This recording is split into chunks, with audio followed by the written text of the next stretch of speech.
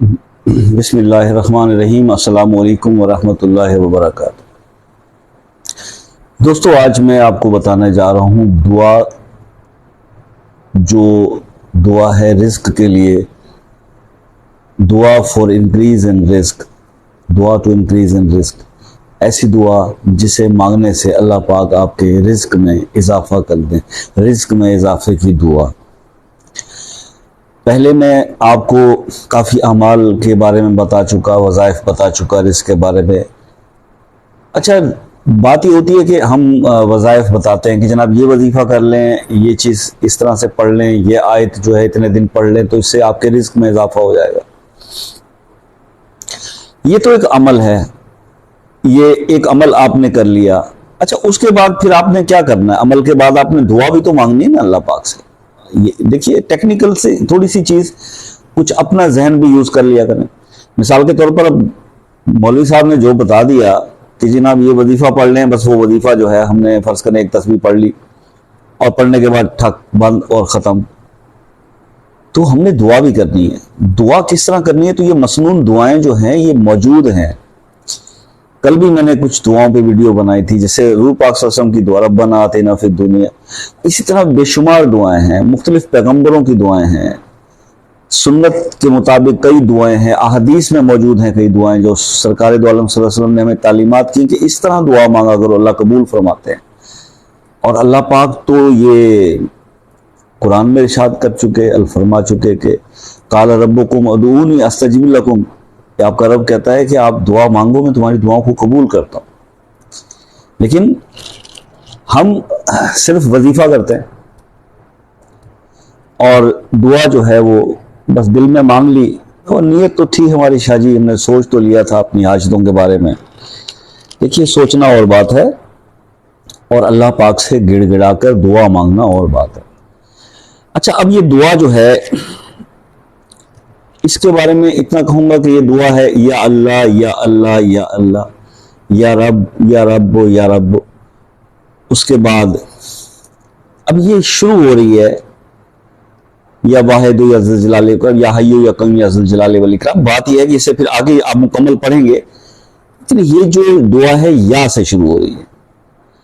اب میں جیسے بتا چکا مزاجوں کے حوالے سے، تو یا سے شروع ہونے والے جیسے یاسر نام ہے، اس کو یہ سوٹ کرے گی، لیکن یہ بات ہوتی ہے وظائف کے بارے میں، یہ کلیئر کر دوں، کیونکہ میں اس طرح سے آپ کو بتانا شروع کر دیا ہے۔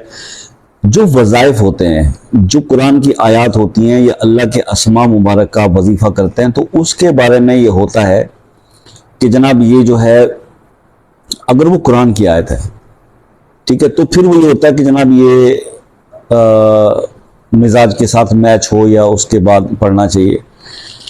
اب اس طرح تو دیکھا جائے بھی یا سے شروع ہوتا ہے، یہ بادی مزاج سے شروع ہو رہی ہے یہ جو دعا ہے، تو ہم اس کو کہیں گے صرف بادی مزاج والے ہی پڑھ لیں، اس کو نہیں۔ دعا ہر انسان مانگ سکتا ہے، دعا، استغفار اور درود پاک، اس کے اندر یہ چیزیں، یہ اثرات، یہ باتیں نہیں ہوتی، یہ کلیئر کر لیں، کیونکہ بہت سارے لوگ جو ہے نا وہ سوالات کے کمنٹس میں کرتے ہیں، تو ایک ہی جیسے سوالات کا کوشش کرتا ہوں کہ ویڈیو کے درمیان میں آپ کو میں جو ہے اس کے بعد میں رپلائی کر دوں۔ میری بھی کچھ یاد تھوڑی ہو جاتی ہے، گرمی آپ دیکھ رہے ہیں کتنی ہے، پارہ 50 پہ پہنچا ہوا ہے، اوپر سے لوڈ شیڈنگ کا عذاب۔ تو بہرحال اب مسئلہ یہ ہے کہ میں جلد سے یہ چیزیں سمیٹتا ہوں۔ ایک اور بات جو بہت زیادہ پوچھ رہے ہیں آپ لوگ، وہ بتا دوں، جب میں کسی وظیفے کے بارے میں یہ کہتا ہوں کہ اس سے پہلے آپ دو نوافل، یہ صلاۃ التوبہ، صلاۃ الحاجت پڑھ لیں، کوئی صدقہ خیرات کر دیں، شروع کریں، آلموسٹ یہ تو ہر وظیفے کے بارے میں ایسے ہی کرنا چاہیے۔ تو پھر وہ سسٹرز کئی پوچھتی ہیں، کئی دوستوں کے بھی میسج آئے کہ جناب وہ عصر کی نماز کے بعد تو نوافل پڑھ نہیں سکتے، تو دو نفل حاجت کیسے پڑھیں؟ یا فجر کی نماز کے بعد وظیفہ ہے تو اس میں فجر کی نماز کے بعد تو ہم پڑھ نہیں سکتے نوافل۔ تو میرے دوستوں، میرے عزیزوں، میرے محترم سامعین، آپ نے وظیفہ عصر کے بعد شروع کرنا ہے، آپ اس کے نوافل بے شک عصر کی نماز سے پہلے پڑھ لیں، فجر کے سے پہلے پڑھ لیں، تہجد ٹائم پہ پڑھ لیں۔ یہ ضروری تو نہیں ہے کہ وظیفہ شروع کرتے ہوئے آپ نے یہ عمل کرنا ہے۔ یہ عمل تو اس لیے ہوتا ہے کہ آپ جب یہ 2 نفل صلاۃ التوبہ آپ کو بولیں تو اللہ آپ کے گناہوں کو معاف کر دے، آپ پاک صاف ہو جائیں، آپ پھر اس کے بعد وظیفہ پرفارم کر لیں۔ یہ کوئی اس کی شرط نہیں ہے کہ وظیفہ شروع کرتے وقت آپ نے نوافل ادا کرنے۔ تو آئی ہوپ کہ یہ پوائنٹ کلیئر ہو گیا، اس پہ بہت زیادہ سوالات آ رہے تھے۔ اب اس دعا کے بارے میں سن لیجئے۔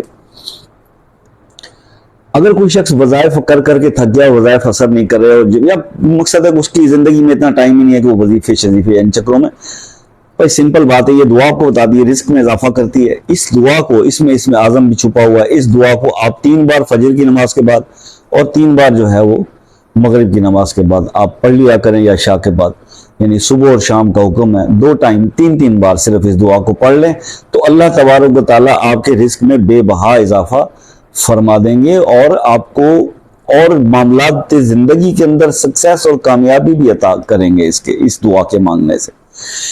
تو رب کا کام ہے عطا کرنا، بندے کا کام ہے طلب کرنا۔ بس آپ اپنی طلب جو ہے اس کو ختم نہ کریں، طلب کرتے رہیں، مانگتے رہیں، اور رب جو ہے وہ عطا کرتا رہے گا۔ تو بس دعا کا بس اتنا کر لیا کیجئے دعا کے وقت، کہ دعا کا تھوڑا سا اہتمام کر لیا کیجئے۔ وہ اہتمام یہ ہے کہ آپ جب مجھ سے فون پہ بات کرتے ہیں تو آپ جذباتی ہو جاتے ہیں، آپ کے بعض اوقات کئی بہنیں رونا بھی سٹارٹ کر دیتی ہیں، تو میں ان سے یہ عرض کرتا ہوں کہ یہ جو تکلیف آپ کے دل میں ہے، جو آپ اس وقت آپ اظہار کر رہے ہو، یہ اگر مصلی پہ بیٹھ کے ہو جائے اور اس ٹائم پہ آپ رو کر گڑ گڑا کر جو ہے اگر یہ اس طرح سے دعا مانگ لیں، اس کنڈیشن میں مانگ لیں، تو کمال نہیں ہو جائے گا؟ سوال ہی پیدا نہیں ہوتا کہ اللہ پاک اس دعا کو رد کر دیں۔ تو کوشش کیا کریں کہ ایسی جب فیلنگ آپ کے اندر پیدا ہو جائے، جب بہت زیادہ رونا آ رہا ہو، بہت زیادہ آپ پریشان ہو، ٹینشن میں ہو، تو کوئی اور کام کسی کے ساتھ ڈسکس کرنے کے بجائے نا آپ نماز کا وقت ہے نہیں ہے، مصلی پہ بیٹھ کے آپ عبادت تو کر سکتے ہیں نا، نماز میں بے شک پڑھیں، ٹھیک ہے، اگر نوافل کا ٹائم ہے نوافل پڑھ کے نفلی نماز پڑھ کے دعا کر لیں، ویسے ہی سجدے میں چلے جائیں اور روئیں دھاڑیں گڑ گڑائیں چلائیں، اللہ کے سامنے مانگیں، درود پاک پڑھنے بیٹھ جائیں، استغفار پڑھنے بیٹھ جائیں باوضو ہو کے، جب آپ کا دل بہت بھر آیا ہے، کیونکہ اس ٹائم کے اوپر اللہ تو ہر وقت آپ کو دیکھ رہا ہے نا، تو ان اللہ سمیع العلیم اور سمیع البصیر ہے اللہ پاک، تو آپ کو دیکھ رہا ہے، سن رہا ہے۔ تو کیفیت یہ دل کے اندر پیدا ہوگی تو رب دیکھتا ہے کہ اب یہ میرا بندہ اس کیفیت میں کیا کرتا ہے، کسی میرے بنائے ہوئے کسی انسان کے سامنے جا کے اپنا دکھ روئے گا، یا وضو کر کے مصلی پہ آ جائے گا اور مجھے اپنی دل کی بات سنائے گا، اپنے منہ سے بولے گا کہ یا رب یہ میری بس ہو گئی ہے۔ تو بس اتنی سی بات ہے ساری۔ اچھا، دعا سے پہلے درود شریف کا میں بتا دوں کہ دعا سے پہلے درود شریف پڑھ لینا اور آخر میں درود شریف پڑھ لینا دعا کی قبولیت کا باعث بنتا ہے، تو اس لیے 1 بار 3 بار جو آپ کے پاس ہو تو آپ پڑھ لیا کیجئے اور اس پہ عمل کیجئے۔ اللہ تعالیٰ آپ کی تکلیفوں کو، پریشانیوں کو دور کرے، خاص طور پر رزق کی تنگی کو۔ وظائف بھی کر رہے ہیں، ساتھ ساتھ یہ دعا کا اہتمام کریں، جیسے وظیفہ اینڈ کریں، جو شام والے وظیفے کے ساتھ یہ شام کی 3 بار دعا یہ مانگ لیا کریں، اگر صبح کا کوئی وظیفہ ہے تو صبح کے ٹائم والی یہ 3 بار یہی دعا صبح مانگ لیا کریں، تو اللہ قبول کرنے والے ہیں، آپ کی پریشانیوں کو دور فرمائیں گے۔ تو دعاؤں کی درخواست رہے گی، ملتے ہیں نیکسٹ ویڈیو میں، تب تک کے لیے اللہ حافظ۔